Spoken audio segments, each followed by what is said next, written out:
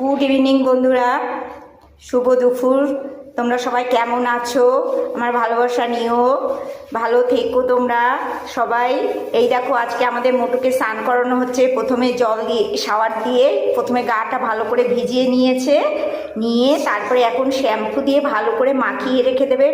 এই 5 মিনিট মাখানো থাকবে শ্যাম্পু দিয়ে, সারা গাছ সব জায়গা একদম ভালো করে। আমার এই নাতি এসছে, ওই স্নান করায়, কারণ ওর কথাটা বেশি শোনে তো, নাহলে খুব লাফাঝাপা করে। তা ওই ভালো করে এখন শ্যাম্পু দিয়ে সারা গাও এখন মাখাচ্ছে। ওই দেখো, এইভাবে মাখিয়ে রেখে, এইভাবে মাখিয়ে রেখে সারা গা শ্যাম্পু দিয়ে 5 মিনিট রেখে দেওয়ার পর তারপরে শাওয়ার দিয়ে ভালো করে ধুয়ে গাটা মুছিয়ে তারপরে বের করবে। এই যে আজকে তোমাদের সাথে আমার মোটুর স্নানটা শেয়ার করলাম বন্ধুরা। আর এই যে আমার দুপুরে রান্নাবান্না হয়ে গেছে।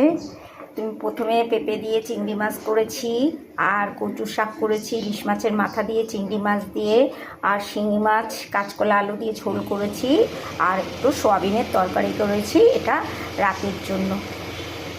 এই রান্নাবান্নাগুলো তোমাদের সাথে শেয়ার করলাম, আর মোটুর স্নান করাটাও তোমাদের সাথে শেয়ার করলাম বন্ধুরা।